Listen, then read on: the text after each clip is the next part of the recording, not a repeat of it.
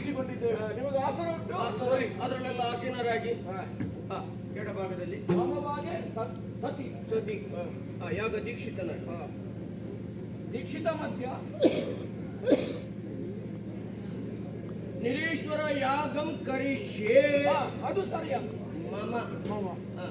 ಹಾಗಾದ್ರೆ ನಮ್ಮ ಕಾರ್ಯಕ್ಕೆ ತೊಂದರೆ ಉಂಟಾಗಬಾರ್ದು. ವಿನಾಯಕನೊಂದು ಸ್ತುತಿ. ಗಜಾನನಂ ಭೂತಗಣಾದಿಸೇವಿತಂ ಕಪಿತ್ತ ಜಂಬೂ ಫಲಸಾರ ಭಕ್ಷಿತಂ ಉಮಾಸುತಂ ಶೋಕ ವಿನಾಶ ಕಾರಣಂ ನಮಾಮಿ ವಿಘ್ನೇಶ್ವರ ಪಾದ ಪಂಕಜಂ. ಪರಿಪರಿಯ ವೇದಗಳ ವೇದಗಳ ಘೋಷಗಳು ಘೋಷದ್ಯೋ ಘೋಷದ್ಯೋ ಪರಿಪರಿಯ ವೇದಗಳ ಘೋಷದ್ಯೋ ನೆರೆದಿರುವ ಸಕಲ ಮುನಿದಾಲದ್ಯೋ ಬೀಳದ್ಯೋ ನೆರೆದಿರುವ ಸಕಲ ಮುನಿದಾಲದ್ಯೋ ಬೀಳದ್ಯೋ ಉರುದರದಿ ಮೆರೆಬದಿಗ ಹೋಮದ್ಯೋ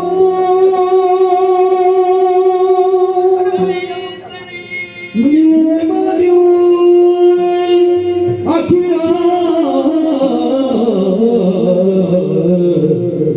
ಸಂಭ್ರಮ ಅಖಿಲ ಸಂಭ್ರಮಗಳಿಂದ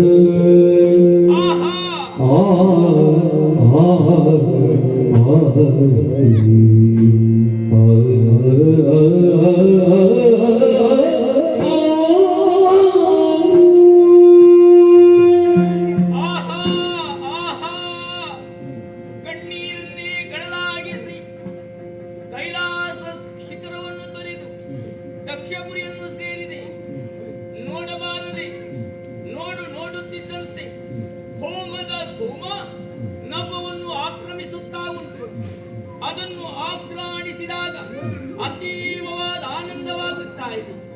ಯಾಗ ಮಂಟಪವನ್ನು ನಾನು ಗಮನಿಸಿದೆ ಎಂದಾದರೆ ಬ್ರಹ್ಮ, ಅದ್ವೀರಿ, ಉದ್ಗೋತ್ರ, ಹೋತೃ ಎನ್ನುವಂತ 4 ಸ್ಥಾನವನ್ನು ತುಂಬಿಸಬಲ್ಲ ಋಗ್ವೇದ, ಯಜುರ್ವೇದ, ಸಾಮವೇದ, ಅಥರ್ವವೇದ ಇವುಗಳೆಲ್ಲ ಪಾರಂಗತರಾದಂತಹ ವೇದಾಂತವನ್ನು ತಿಳಿದವರು ಋಷಿಗಳು, ಮಹಾಋಷಿಗಳು, ಬ್ರಹ್ಮ ಋಷಿಗಳು ಸೇರಿರುವಂತಹ ಸಭೆ ತಾನೆ.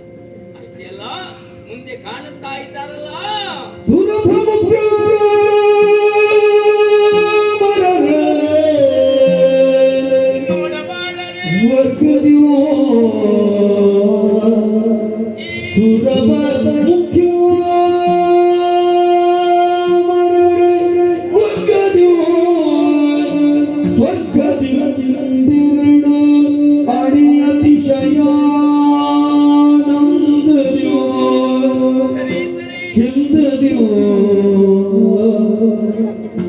ಧರೆಗೆ ನೂತನವಾದ ಮಂತ್ರದೇವ ತಂತ್ರದೇವ ಧರೆಗೆ ನೂತನವಾದ ಮಂತ್ರದೇವ ತಂತ್ರದೇವ ಮಂತ್ರದೇವ ತಂತ್ರದೇವ ಮಂತ್ರದೇವ ತಂತ್ರದೇವ ಮೆರೆದ ಯಜ್ಞಶಾಲೆ ಯಜ್ಞಶಾಲೆ ಆ ಆ ಆ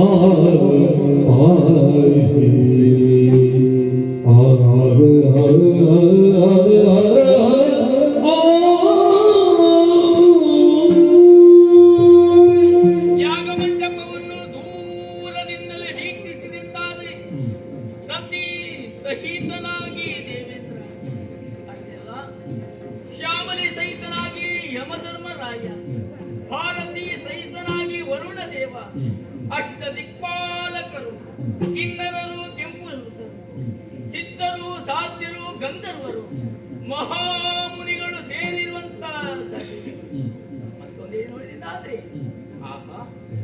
ಯಾಗವನ್ನು ಮಾಡುತ್ತಾ ಇರುವರು ಭಗಭೃಗ ಮುನಿಗಳಿಗೂ ಅಷ್ಟೆಯೋ ನನ್ನ ಹೆಸರಿಗೆ ತಕ್ಕಂತೆ ದಕ್ಷತೆಯನ್ನು ಮೆರೆಯುತ್ತಾ ಇದ್ದಾರೆ. ದಕ್ಷ ಪ್ರಜಾಪತಿಯಾದಂತ ನನ್ನಪ್ಪ ಶರದಿ ಗಂಭೀರದಿಂದ ಕಂಗೊಳಿಸುತ್ತಾ ಇದೆಯಲ್ಲ. ಸರಿ, ಮಗಳಾದಂತ ಗೌರಿ ದಕ್ಷಪುರಿಯ ಯಾಗ ಮಂಟಪವನ್ನು ಪ್ರವೇಶ ಮಾಡಿದ್ದಾಳೆ ಎನ್ನುವಂತ ವಿಚಾರ ತಿಳಿಯಬೇಕಲ್ವೇ? ಏನಿದ್ರಾಗ್ತದ? ಅದಕ್ಕೆ ಬೇಕಾಗಿ ಆ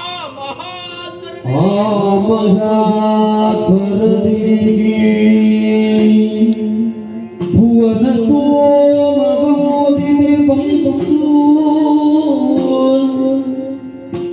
ಬಂದು ಸ್ತೋಮ ತಾಯಿ ತಂದೆಯ ಕಾಣುತ್ತ ಅಪ್ಪ ಮಗಳಾದಂತ ದಾಕ್ಷಾಯಿಣಿಯ ನಮಸ್ಕಾರಗಳು. ಮಗಳು ಸತ್ತಿದ್ದಾಳೆ. ಅಮ್ಮ ಗೌರಿ ಬಂದಿದ್ದಾಳೆ. ತಿರುಗಿ ಹೋಗುಕ.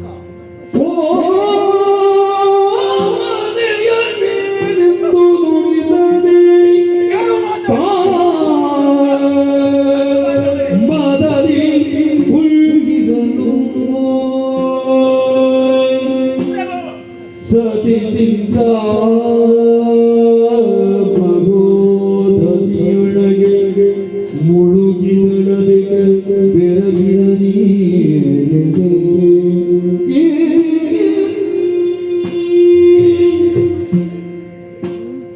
ತಂದೆಗೆ ನಮಸ್ಕಾರ ಮಾಡಿದೆ ಅಂತಾದ್ರೆ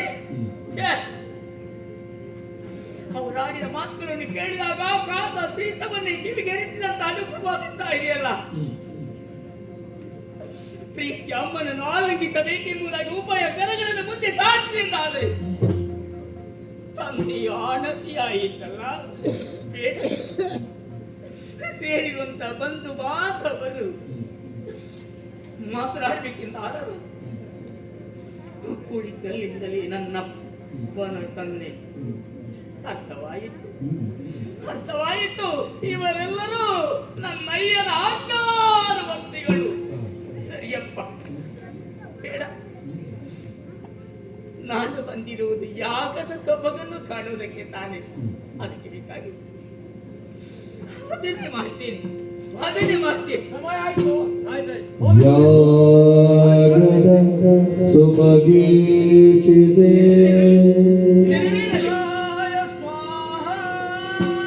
ಇಂದ್ರಾಯ ಇದಂ ನಮಃ. ಯಾಗದ ಸೊಬಗೀಚಿದೆ ವರುಣಾಯ ಇದಂ ನಮಃ. ಯಾಗದ ಸೊಬಗೀಚಿದೆ ವಾಯುವೆ ಇದಂ ನಮಃ. ಯಾಗದ ಸೊಬಗೀಚಿದೆ ನಿರುತ್ಯಾಯ ಇದಂ ನಮಃ. ಯಾಗದ ಸೊಬಗೀಚಿದೆ ಅಜ್ಞಾಯ ಇದಂ ನಮಃ. ಯಾಗದ ಸೊಬಗೀಚಿದೆ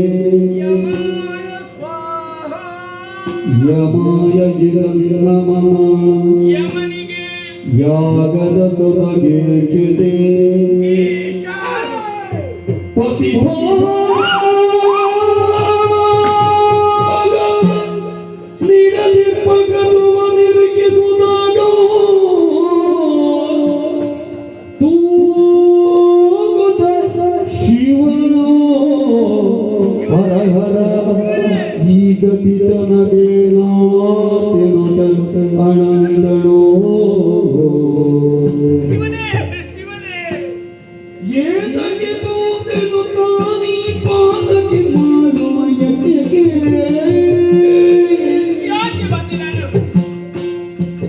ಏತಕ್ಕೆ ಬಂದೆನು ತಾನೀ ಪಾದಕ್ಕೆ ಮಾಡುವ ಯಜ್ಞಕ್ಕೆ ರೀತಿಯ ನೊಂದರಿಯದೆ ನಂಬಿ ತೆರನಾದುದನ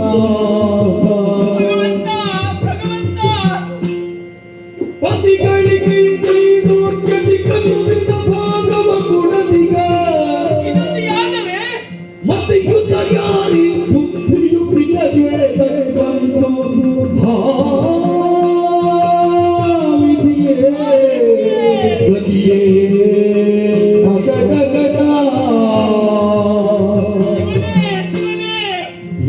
ಇದಕ್ಕೆ ಬಂದೆನು ತಾರಿ ಪಾತಕಿ ಮಾಡುವ ಯಜ್ಞಕ್ಕೆ ಶಿವ ಶಿವ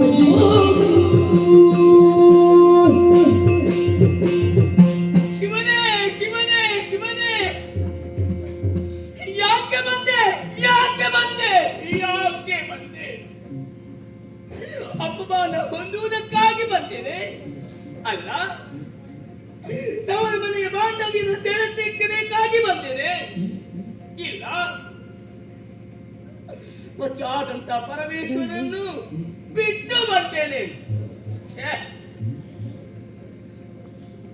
ಯಾಗದ ಸೊಬಗನ್ನು ಕಾಣಬೇಕೆಂತ ಆಸೆ ಇರಿಸಿಕೊಂಡು ವೀಕ್ಷಿಸಿದಂತಾದರೆ ಸಾಮಾನ್ಯವಾದಂತಹ ದೇವತೆಗಳಿಗೆ ಆವಿರ್ಭಾಗವಿದೆ. ಆದರೆ ತ್ರಿಮೂರ್ತಿಗಳಲ್ಲಿ ಒಬ್ಬರಾದಂತಹ ಈಶಾನ್ಯಗೆ ಭಾಗವಿಲ್ಲ. ಈಶಾನ್ಯ ಭಾಗ ಬರಿದಾಯಿತು. ಈ ಮತಿಹೀನ ಮಾಡುವಂತ ಯಾಗಕ್ಕೆ ಹಠ ಹಿಡಿದು ನಾನು ಬರಬೇಕಿದ್ದೆ. ಇಲ್ಲ ಇಲ್ಲ, ಅಪಮಾನವಾಯಿತು. ಹೇಳಿದ್ರಲ್ಲ ನನ್ನವರು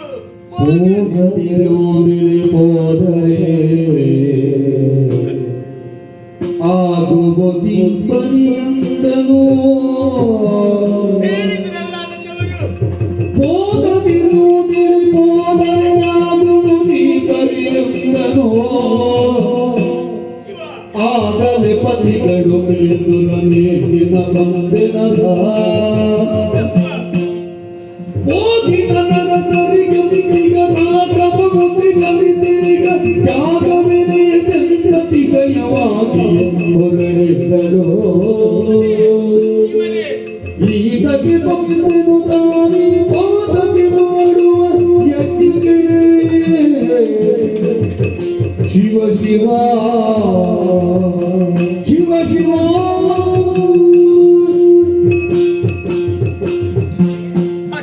ಹೇಳಿದಂತ ಕಂದನನ್ನು ತಾಯಾದವಳು ಸಂತೈಸುವಂತೆ ನನ್ನವರು ನನ್ನನ್ನು ಸಂತೈಸಿದ್ರಲ್ಲ. ಗೌರಿ, ಹೋಗಬೇಡ ಹೋಗಬೇಡ, ಹೋದೆಂದಾರೆ ನಿನಗೆ ಅವಮಾನವಾದಿತ್ತು ಎಂಬುದಾಗಿ. ಅದರಂತೆ ಆಯಿತಲ್ಲ. ನಿರೀಶ್ವರ ಯಾಗವನ್ನು ಕಾಣುವುದಕ್ಕೆ ಬೇಕಾಗಿ ನಾನು ಬರಬೇಕಾಯ್ತೆ.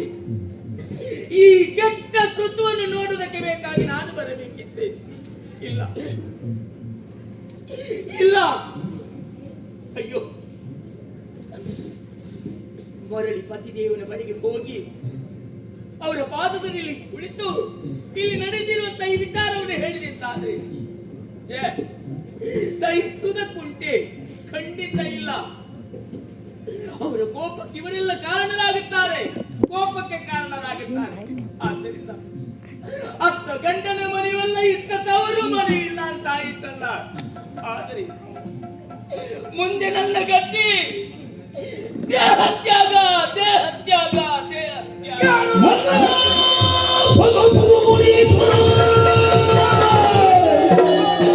ನಿಖಿಲಗೆ ಕೆಲಸವನ್ನೇ ಮಾಡಿದ ಮಿಕ್ಕ ಮುನಿಗಳು ಸುರರು ಕಿರುನಗೆ ವೀಕ್ಷಿಸುವುದು.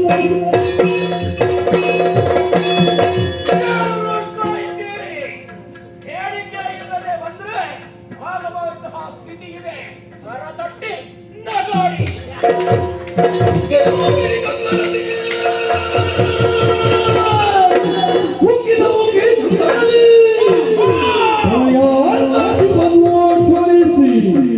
ನೋಡಿ ಪುರಸ್ಕರನ್ನು ರೋಷದಲ್ಲಿ ತಂದೆಗೆ ನುಡಿದು ಅಂಬುಜಾಕ್ಷಿ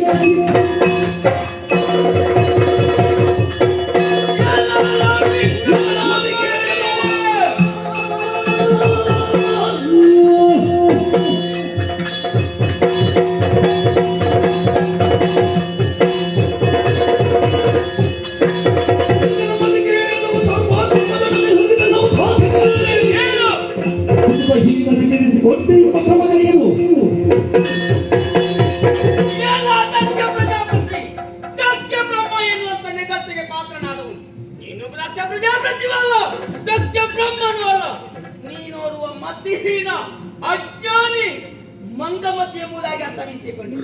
ಓ ವಿಕಲ ಮತಿ ಕೇಳಲು ಏನು ಅನ್ಯಾಯ ಮಾಡಿಬಿಟ್ಟೆ. ನಿನ್ನ ದೇಶ ಸಾಧನೆಗೆ ಬೇಕಾಗಿ ಈ ಯಾಗವನ್ನೇ ಮಾಧ್ಯಮವಾಗಿರಿಸಿಕೊಂಡೆ ಅಲ್ಲ. ನೀನು ಕೆಟ್ಟು ಹೋದೆ. ಇಲ್ಲಿ ನಡೆಯುತ್ತಿರುವಂತ ನೀನು ಯಾಗ ನಿರೀಶ್ವರ ಯಾಗ.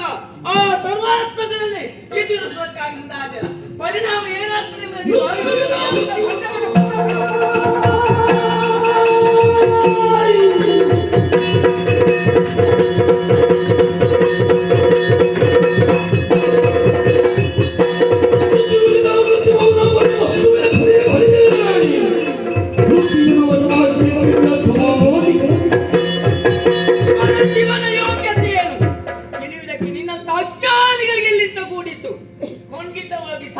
ಖಂಡಿತವಾಗಿ ಸಾಧ್ಯವಿಲ್ಲ. ಈ ಪುರದಲ್ಲಿ ಮಾರ್ಕಾಂಡೇಯನನ್ನು ಉತ್ತರಿಸುವುದಕ್ಕೆ ಬೇಕಾಗಿ ಕಾಲನನ್ನು ಮೃತ್ಯುವನ್ನು ಧರೆಯಲ್ಲಿ ಒರಗಿಸಿದವರಿದ್ದಾರೆ. ಆದ್ದರಿಂದಲೇ ಕಾಂತಕ ಮೃತ್ಯುಂಜಯ ಎನ್ನುವಂತ ವಿರೋಧಿಗೆ ಪಾತ್ರರಾದವರನ್ನಲ್ಲಿದ್ದಾರೆ. ಲೋಕದ ದೇವನನ್ನು ಎದುರಿಸುವುದಕ್ಕಾಗಿ ಮುಂದಾಗ್ತಾ ಇದ್ದೀರ. ನಿನಗೆ ಯಾರ ಬಲ ಅಂತ ಬೇಕಲ್ಲ? ಯಾರು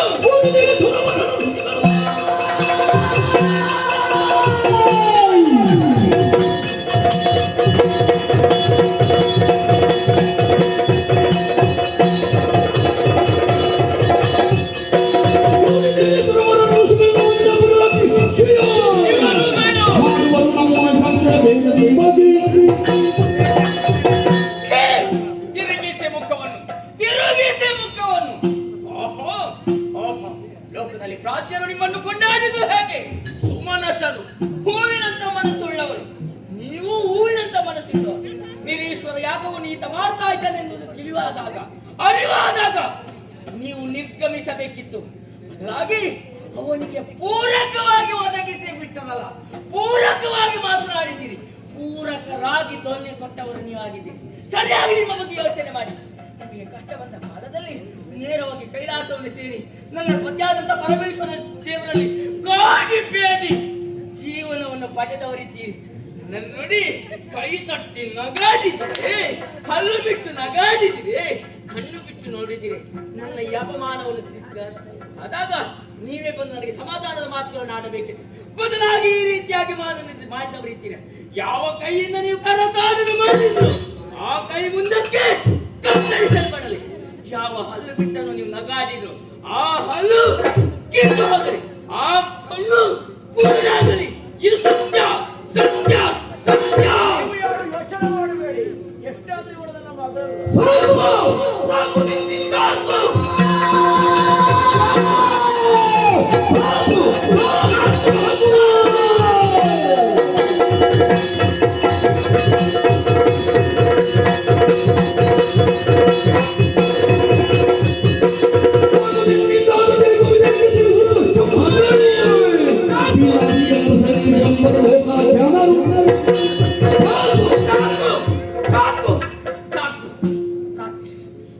ಸಾಕು. ಈ ತವರ ಸಂಬಂಧ ಸಾಕು. ದಕ್ಷ ಪ್ರಜಾಪತಿ ಮಗನೆನ್ನುವಂತ ಮಾತು ಸಾಕು. ಮುಂದಕ್ಕೆ ಪ್ರಪಂಚದಲ್ಲಿ ಯಾರು ಕೂಡ ದಕ್ಷಿಣ ಮಗನ ದಾಕ್ಷಾಯಿಣಿ ಎಂಬುದಾಗಿ ಆಟ ಕೂಡದು, ಆಟ ಬಾರದು. ಇಲ್ಲಿಂದಾದಂತ ದೇಹ ಇನ್ನೊಂದು ಹೆಗ್ಗಳಿಕೆ ಹಿರಿಮೆ ನಿನಗಿರಬಹುದು. ನಿನ್ನಿಂದಾದಂತ ದೇಹ ಇದಿಲ್ಲೇ ಸುಟ್ಟು ಹೋಗಲಿ. ನಾನು ಏನಿದ್ದರೂ ಕೂಡ ಪಿನಾಕಿ ಅರ್ಧ ಶರೀರವಾಗಿ ಬದುಕಿ ಬಾಳುತ್ತೇನೆ ಹೊರತು ನಿನ್ನ ಮಗಳಲ್ಲಿ ನೆನಪಿಟ್ಟುಕೋ. ಅಗ್ನಿದಲ್ಲ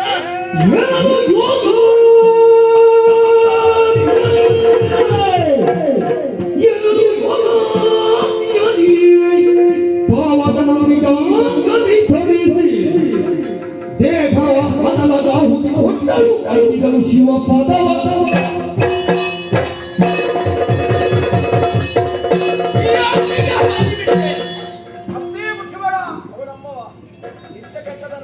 ಯಾರಿಗೆ ಬೇಕು ನಿನ್ನ ಅಗ್ನಿ?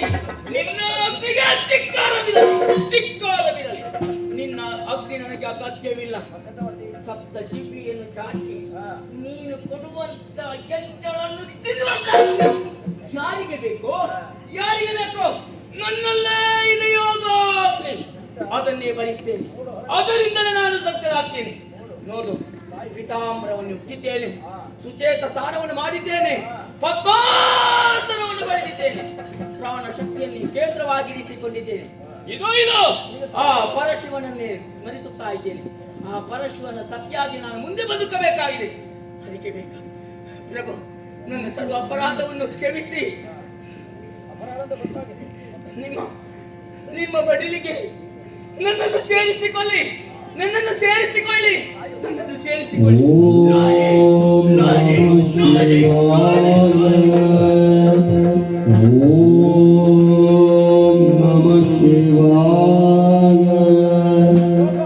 ಓಂ ನಮಃ ಶಿವಾಯ.